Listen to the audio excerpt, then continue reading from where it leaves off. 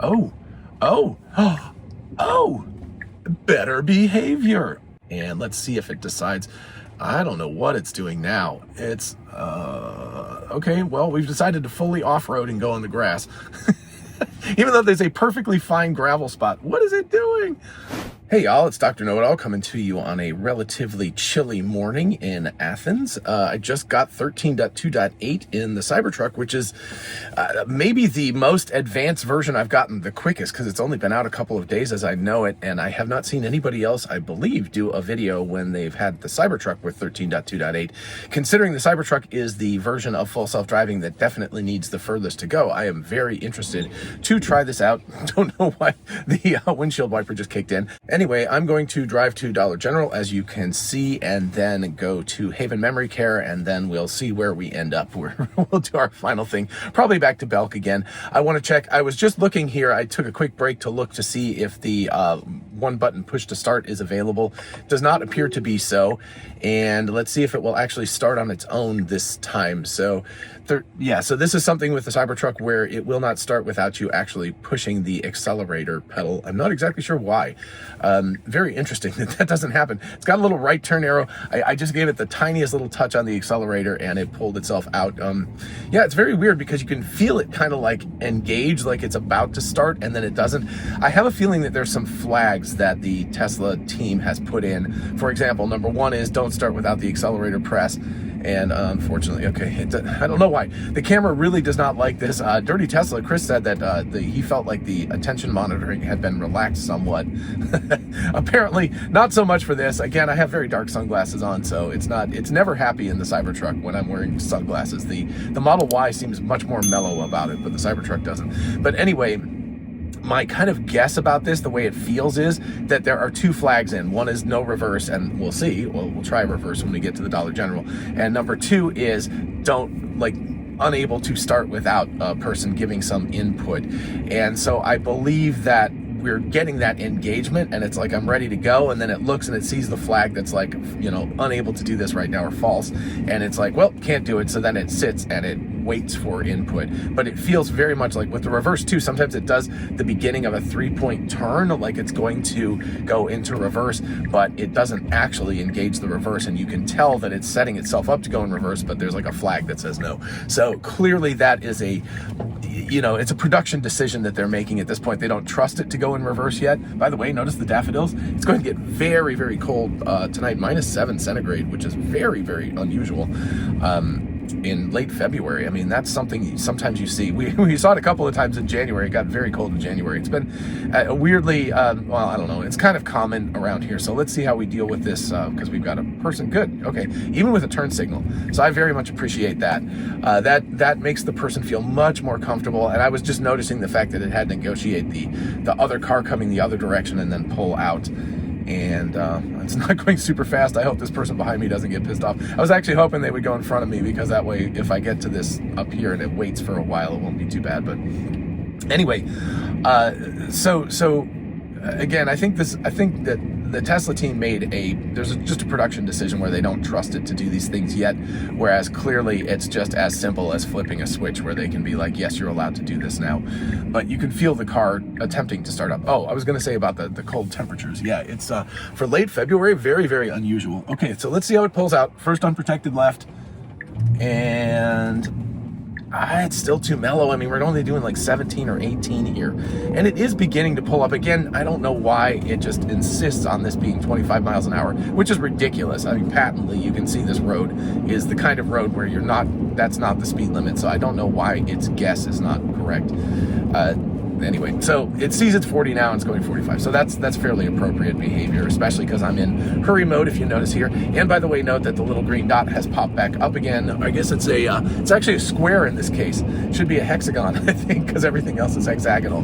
But it's a circle in the Model Y, and everything here is squared off, so you get a little green square. Okay, good. Good. So you saw the Prius pull in front of us. The car didn't hesitate. No braking, no tweakiness. So that's actually really, really good. It behaved very, very well. All right. Just noticing cars. You never know. Excuse me. Fairly early in the morning, 8:30. a lot of times that Cadillac, if it was turning left, probably would have pulled in front of us normally, because that's just the way Georgia drivers work. So people have talked about that where gosh, no, it was actually AI Driver. Sorry, I was thinking it was Dirty Tesla, but AI Driver has moved to Idaho. And he was driving through the snow and talking about how the vehicle deals in the snow. Of course, being in Athens, we actually were lucky. We had 2 like snowy days, and so I got to test out the truck in snow twice. And if you haven't seen those videos, check them out. I'll try to put like at least one of them at the end. But it actually did quite well. I didn't do too much full self-driving in it. I did a little bit, but I also just like kind of slammed on the accelerator, slammed on the brakes, just to, when I was in a safe environment. Like around the mall parking lot and stuff where nobody else was around. Of course, I wasn't taking chances because that's dangerous as anything. And then there's like going back, the way we came down here is a very, very steep downhill, and that was completely ice because people had driven over it, and nobody salts around here, so it's literally ice. And so we were driving over ice, or I was driving over ice coming back from the gym the morning of that one day, and I drove very slowly, but the vehicle did very well. It had good traction control. It didn't have any issues with that. It was able to negotiate that very well, although I did not do full self-driving for that because it's kind of the first time I'd driven the truck in the snow, and I was like, I want to feel it myself before I did that. But I did use full self-driving in other conditions in the snow, and I thought it did quite well. It appropriately slowed itself down, even though it didn't make a notation that it was like driving because of bad conditions. You could feel it being much, much more. Again, it always does this. It goes, I think this is some sort of weird Google Maps navigation thing. It goes into the left lane, and then now it's immediately, or almost immediately, going to go back in the right lane again because it's going to realize that we need to make a right turn in 9/10 of a mile here. So yeah, I'm not exactly sure why. Well, it's actually staying over here longer than it normally does, which is interesting. But yeah, it's kind of odd that it gets into the fast. There we go. So yeah, it's just a pointless lane shift, and I'm sure that has to do with Google Maps navigation. There's a theory. I think it was actually Scott that talked about this way back, or maybe somebody else. I can't remember because it was a long time ago. But somebody was talking about how they thought that the Google Maps driver, like the person who originally mapped out these roads, like was in traffic and shifted over to the left lane and shifted back again or something in order to get around some vehicles or whatever while they were driving and mapping out this territory, and that sort of has stuck, and so it's like in the memory systems now. So even though you don't see it in the noodle or anything like that, that the sort of navigation computer is, oh, now go into the left lane, and so it's possible. I don't know why the windshield wiper is going. I mean, it is cloudy outside, but it's not raining at all. It's very dry. So okay, so here we go. So if you haven't watched my videos on the Cybertruck before, this is the scariest part of the day. We're going to come up on a blind turn here with an unprotected left. We got signs, we got trees, we got yard equipment, we got a lane, a chicken lane. AI driver said you're not allowed to say the other word. You know what kind of lane we're talking about. A lane coming in from the other side. You can see that vehicle is there in the middle. So a lot of complexity here. Let's see how this deals with. It has gone into the wrong side of the parking lot previously and tried to go out the wrong way, so that's better. Let's see if it tries to park itself. Hopefully not in a handicap spot, but so there is a woman here getting like into her vehicle. Oh wow, is it gonna actually park me? Is it gonna do standard truck parking and park across 2 spots? Okay, so it doesn't disengage. So that's the weird part about it. It just kind of sits. It's like, okay, I'm here. So, I mean, it half-ass parked. It did actually park me, but it took up 2 parking spaces. So let's see. Apparently, I don't know, again, why the windshield wiper is going. Let's go ahead and navigate to Haven Memory Care. All right. And I'm going to go ahead and engage it. I don't believe it will reverse for me. So be attentive. I'm going to give it just the tiniest press just to see if it'll go forward or not. Again, I don't know what the... Yeah, okay. So it still will not go in reverse, which is fine. They haven't said that it'll go in reverse yet, so, right? But that's obviously a thing where the vehicle needs to do that. Let's see if we'll get, okay, so here we go. I'm gonna put it in full self-driving now, and I'm gonna have to give it a little tap, maybe a little longer tap. A little love tap. Okay, sorry. I did that. I was going to wait, but there was a truck trying to come in and park, and I didn't want to get in his way. That's very annoying about the windshield wiper. I'm going to have to see. Let's see if it'll make this U-turn. This is a fairly, nope. Okay, that's a fail again too. This is stuff that the vehicle has. It's just been unable to do this stuff. Unfortunately, because it's got weird navigation information. Okay, I'm going to back us up because I want to see how it deals with getting around this truck from a proper angle. All right, so anyway, let's see, wait for it. Oh, right, we're still in reverse. Don't wait for it. It's never gonna go into full self-driving now. Okay, I'm gonna give it a little tap to get it started. And yep, okay, so it's dealing with the truck pretty well. Okay, cool. So that's good. So now we've got our unprotected left coming up. Let me do the full visualization for you. So again, we cannot see to the left, like just at all, and cars are generally going about 55 miles an hour. There's actually nobody coming from the left right now, but there are people coming from the right. And the truck, at least in the past, now there's I don't know what that is, Alfa Romeo maybe, it should actually go right now. There's a truck coming, so let's see. Better, but still only 20 miles an hour. I'm glad it went, but it was a little bit more confidence, because that white truck, that truck that was coming as we began pulling out, I could see it just prior to when the vehicle made the decision to go. And it still made the decision to go, which was the correct answer, because the car was pretty far away and not driving that fast. So there was plenty of time to do it. And it just, that was, okay, so the Model Y is here, former Cybertruck is here. This is about where that was. It was in the middle. It was getting better. It definitely still was not like push you back in the seat kind of acceleration to get out of there, but it did not feel like, holy crap, I'm going to get T-boned, It wasn't just mellowly. I was really worried that it was going to make the decision to go and then just kind of like mellow, just pull out and very, very slowly go into the other lane. But in that case, it did quite well. By the way, AI Driver brought up the debate about this lane, the chicken lane as he calls it. I guess I'm not allowed to call it what its real name is. But anyway, there is a lot of debate, and I actually don't know the answer for the state of Georgia and potentially the city of Athens, because it's incredibly variable in terms of whether you're allowed to make a left turn out, like an unprotected left like that, like we were just doing, and go into that lane and sit there for a minute, right, before you merge to let a couple of cars go by. I think what we're talking about in the state of Georgia, and again, it's just so weird that it varies by everyone, that you're allowed to do that as long as you don't come to a complete stop. That's what I think is the correct answer. So in other words, if you kind of pull out and you're moving a little bit and then you merge into traffic, but you kind of like slow down and wait for a couple of cars to go by, that's okay, but you're not allowed to like pull out and then wait. That lane is for stopping is reserved for people like if I needed to make a left turn here. If I wanted to go into the mall. By the way, they need to get rid of this. Nice move, by the way. That was really good. It just snuck right in while I wasn't paying attention. This left turn needs to be gotten rid of. I almost got into an accident yesterday with that, because there's a light right here with a protected left, like literally 100 meters away. I mean, it's nothing. And so people, they just need to outlaw, like that needs to be blocked off, so you can't make a left there, because it is incredibly dangerous. My son got into a very bad accident, totaled his truck there. Not his fault. Some college students came out and turned right in front of him, but it's blind. If you're in that far right lane and there's like trucks or big vehicles in front of you, and you're just cruising along at 45 because that's the speed limit, and somebody just appears out of nowhere in front of you, you hit them. And so it's a very, very dangerous intersection, and it should be blocked off. They should put big barriers there. They're redoing the whole thing. The mall is pretty much dead at this point, so they're redoing it right now and doing a lot of construction and everything. But while they're doing that, please, they just need to get rid of that entrance and exit entirely. There's no reason for it. It's just a dangerous thing entirely. And there's a light right here, and there's a light down the road, so you can enter and exit at either of those in a much more safe manner.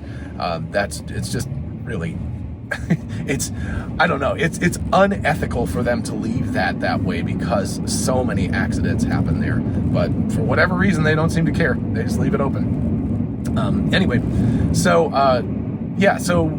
getting back to it, we are now on our way to Haven Memory Care. We're going to enter onto the highway here. The vehicle, by the way, I was chatting and not paying attention, and it was paying attention, and it got over into the right lane. So much, much better about that navigation, that midterm navigation, that 20, 30 second planning ahead sort of thing. It's doing significantly better than it used to. You can feel it actually thinking about that. Okay, so I guess I'm not looking at the, again, it just doesn't like, for whatever reason, the Cybertruck is much more tweaky about the attention monitoring than the Model Y. And again, I think it's just because if you don't understand that, if you haven't watched my other videos, I may be skipping over that section. But basically, okay, so that guy's driving. So here we go.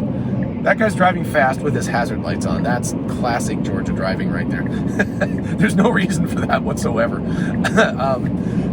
Anyway, did you see that piece of cardboard or something fall off of that truck? That was really cool. I actually flinched and the car didn't. It was like, yeah, that's cool. I'm not going to bother with that. So that was really neat that it didn't freak out and, misunderstand it. Anyway, so the deal with the Cybertruck is that it's a relatively late entrant, right?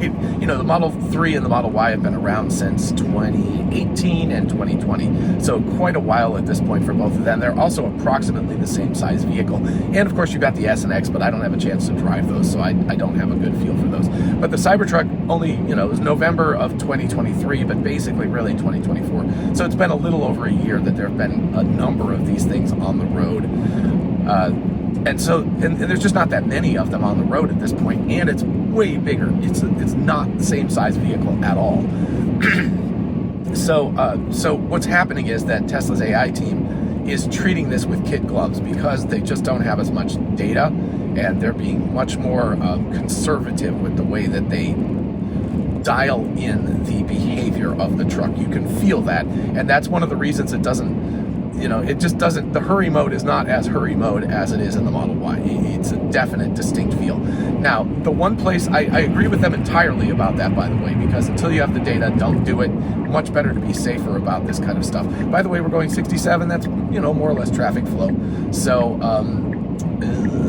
okay, that's interesting. It held off on that. It was making that, transition to the right lane, but it held off. It didn't go all the way in because it detected there was a person there. And at about the same time I did, I was like, ooh, don't go in, and then it didn't go in, and I was like, oh, that's cool.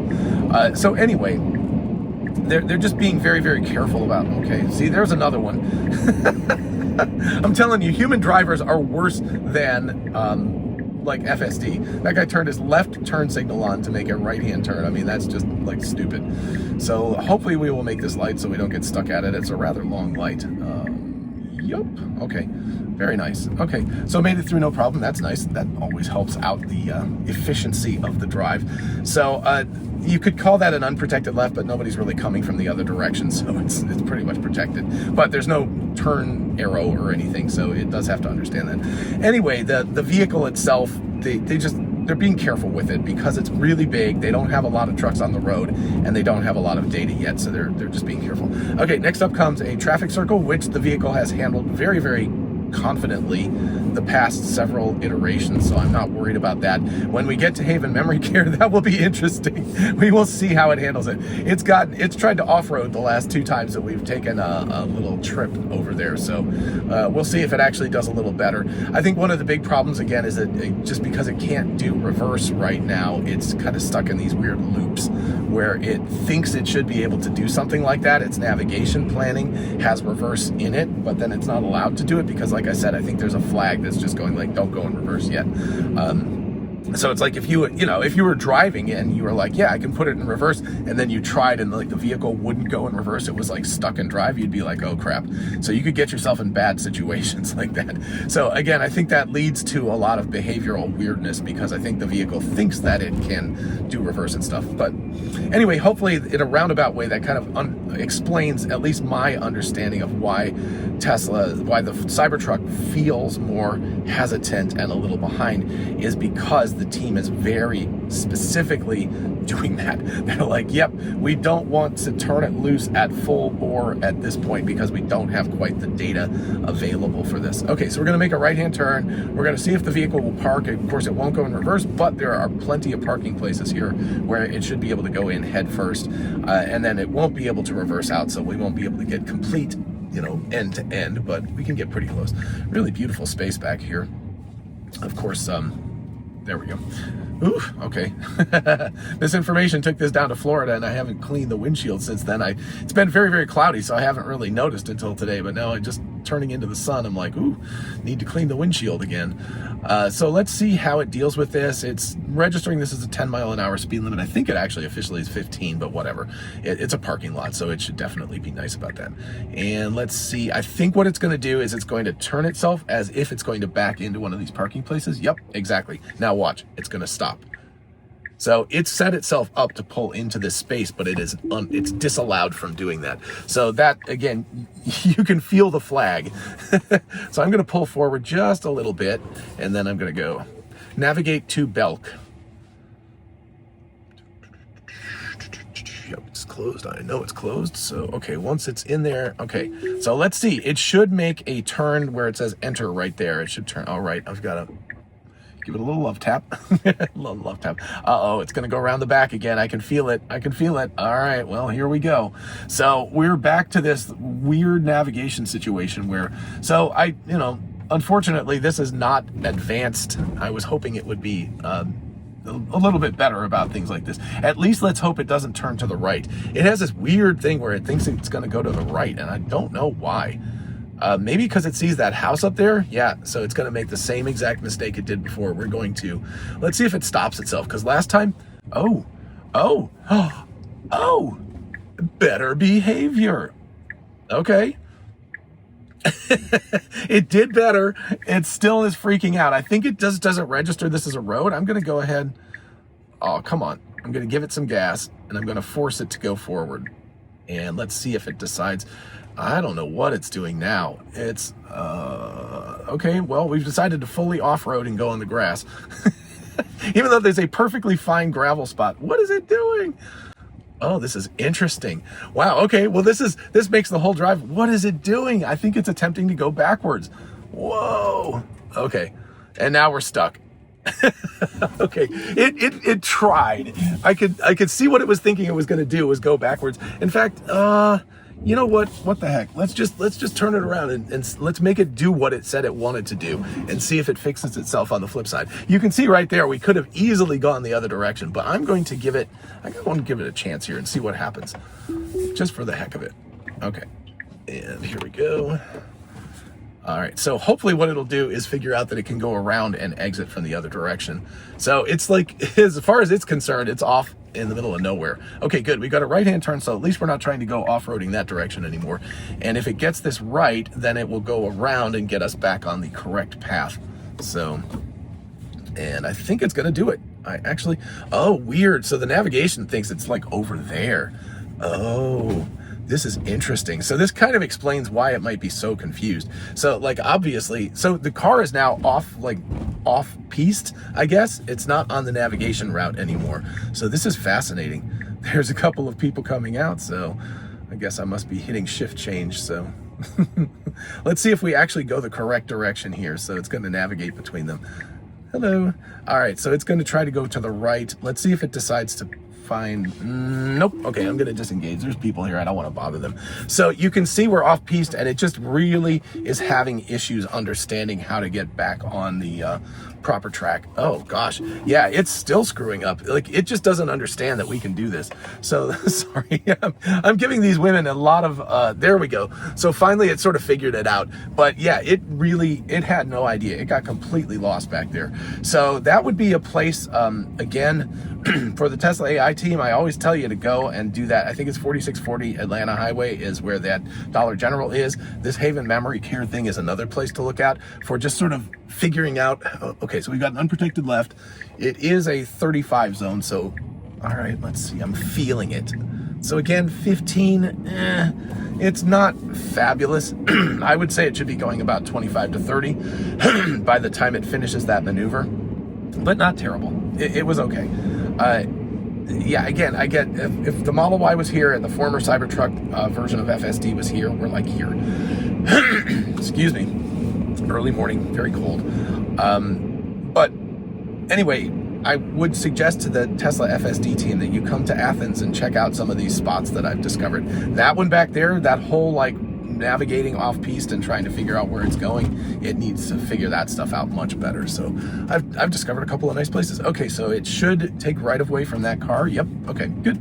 So it's handling the roundabouts quite well. A little bit slow going through, but but it's a fairly tight roundabout, so I think we'll give it, you know, it's okay. I'm not going to complain about that. It didn't feel, excuse me, my goodness. It didn't feel excessively slow. It was okay.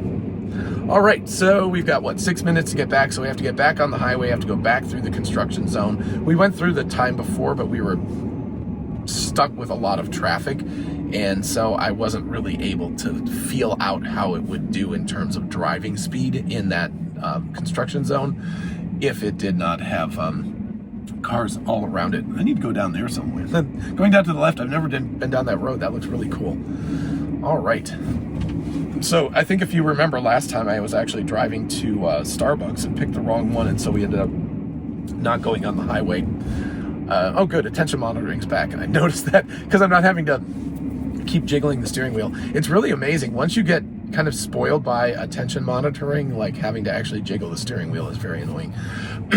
By the way, Misinformation did drive this vehicle quite a long ways, down to Tampa and then Orlando and then back again up to Athens, and she said that the full self-driving did very well for her. So, you know, I'm trying to find edge cases that are specifically breaking the whole thing, but under normal circumstances, take away the beginning and the ending of drives and stuff like that, the car is doing very, very well on its own. And so I think you know, we have to give credit where credit is due.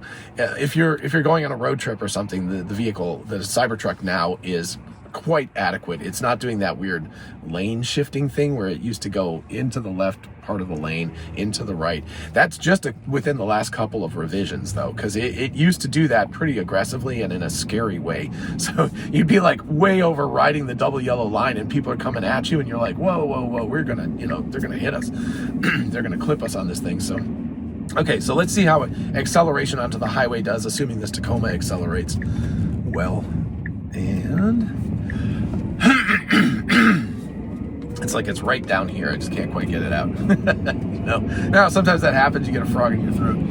All right, so yeah, 46, 47. You know, again, that guy's not accelerating that fast, so we're good. This used to be with version 11 of the software, if you guys remember, way back when, that it used to wait till the last second and actually get on the bumper strip and come in at the last second. So much more confident getting on and onto the highway now on that specific entrance. It used to be really bad. So I do notice that the vehicle is staying in the right-hand lane and not moving into the left-hand lane, which I think is a good sign. So I got to give the Tesla AI team props for that, because previously it would actually pull out and just start going like 75 miles an hour in the construction zone. This is still pretty darn fast because you can see there's people over there, but I'm with traffic flow. In fact, somebody's just about to pass me right there. So, you know, it's like, yeah, it's excessive, and I know people look at it and be like, dang, you know, that's crazy. But we're in Georgia, and Georgia, I don't know, it's a free-for-all state in terms of driving.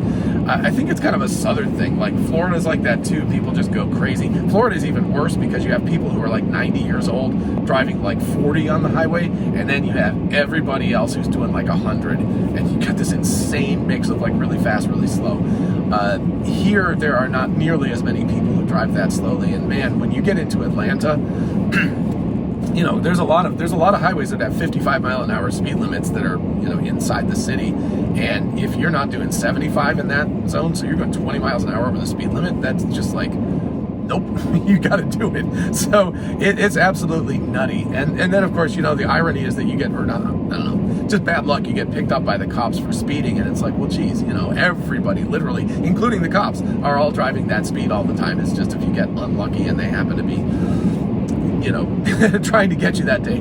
Okay, so we're gonna make an exit off the freeway into obviously construction zone, and narrowed lanes, a lot of construction vehicles generally around, and we need to get all the way to the far right-hand lane, assuming it's open, which has a cement barrier between it and the next lane. So it's a pretty dicey exit. You kind of got to know what you're doing. And at first, the truck was having issues, but now it seems to be doing much better. So I'm setting it up for success here. I'm telling it it's going to do great.